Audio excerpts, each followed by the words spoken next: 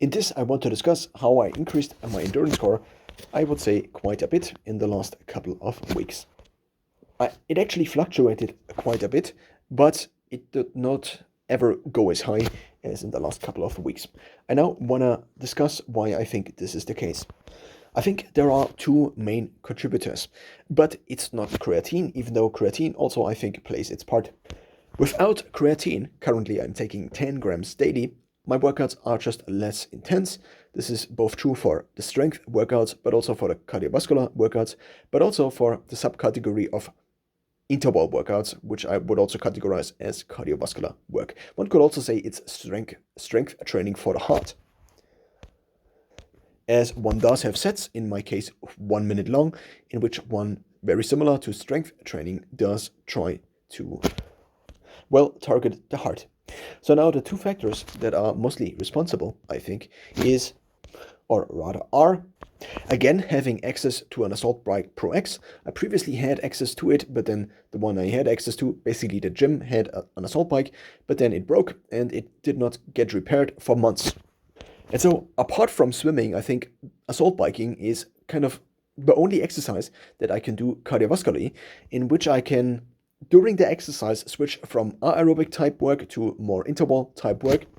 But compared to swimming, I can do it in my own pace. Swimming usually involves basically swimming around other people, which sometimes can be quite useful in terms of getting training effect higher or also getting Garmin load higher. But it also is very mentally draining, which I realized again and again. One could also say this is good, but then the question is only how. The question in my case, I think, is does it then prevent me from training, or does it, yeah, well, what's the threshold it creates? So if I take a look at yesterday's cycling session on the air bike, I usually do 500 kilocalories and I try to do them as fast as possible. Yesterday, not very fast, but I still got a training effect of 3.0 and a anaerobic effect of 1.0. You might ask, how is it possible that there is also the anaerobic effect that high?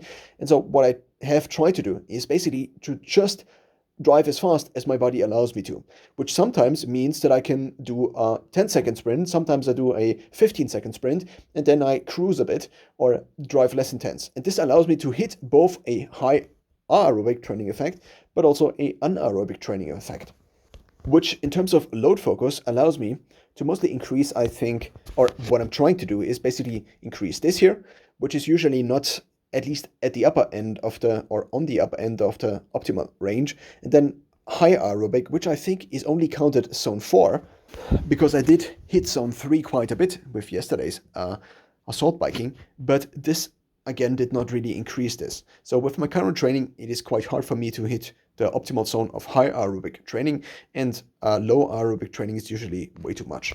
Or, I mean, there's an optimal zone and I'm usually way over it, so it's like here. So basically, I do have now an additional thing I can do, apart from maybe swimming, but I have not integrated swimming back into my workout schedule that much, mostly because it costs something additionally, and so it's financially more responsible to just go to the gym instead and do assault bike. Even though I think in terms of the training effect, the long-term training effect, not Garmin's training effect, I think it would be more useful to already now include swimming, as it is kind of not such a monotonic sport. But this also, on the other hand, means that it is not as standardized in its measurement. So every time I do the 500 kilocalories, I take the time and then I enter it into this custom metric in app Guava Health, which allows me to then correlate basically this as a standardized cardiovascular test to many other health metrics, such as my muscle mass, such as my body fat, such as the air temperature outside, and things like these. And it also allows me to track my all-time maxes, so my PRs basically, which is currently, I think, 41 minutes, a little bit less than this. I also recently added the Assault Bike Pro X, so the exact product name, because otherwise it would not be as standardized.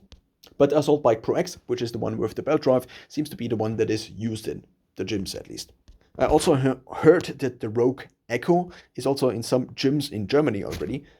And once I do have enough financial means, I also plan to, or what is planned to, it would be nice if I would have either, so some kind of air bike at home, such that I would not have to drive to the gym just for assault biking there or air biking there. And the second factor is that I recently moved. I also, of course, now there are many other variables that contributed to basically moving back into where I now live. But one of these was my suspicion that previously the flat terrain in the city in which I lived, so another German city, was not very contributive to how well I could run and use running in my cardiovascular training.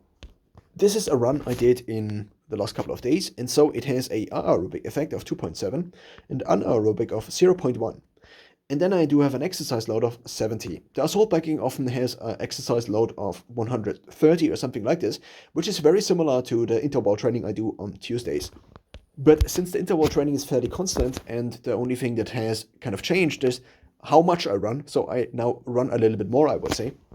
But also, and this now I think is the main factor, I now have basically way more elevation because the terrain around me is way hillier. So I just can go outside and I can get elevation in. Even if my legs are slightly hurting or injured, I do not have to run as fast. And so there is less stress on my legs if I go uphill. But I still then am able to hit my cardiovascular system because I do not have to run as fast because I can run uphill.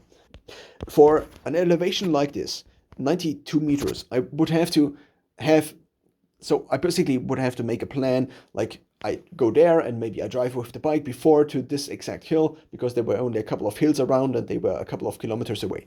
Now I can go out of the door and basically run hills and then I run down and then I try to basically route my run in a way such that I maybe run up the hill again from another side and so on and so forth. So I try to include basically as much elevation as possible in my runs, and I think this has to a certain extent contributed as well to this skyrocketing of my endurance score. That also has stopped because now I had to send in my Garmin Fenix 7S Pro, and the calculation of endurance score seems to happen either locally, basically on the Garmin Fenix 7S Pro, and the 6S Pro does, which I currently am using, does not have this feature. Or basically the endurance score is just not updating because the watch has not been connected in maybe the last 24 hours or something like this. In the last 2 weeks, I basically hit endurance score PR after endurance score PR, almost like maybe twice a day, sometimes like once a day, and sometimes, of course, it took a couple of days. But I estimate that I'm already over 7.5K. It would be interesting to see the kind of recalculated endurance score once I get my 7S Pro ideally repaired back.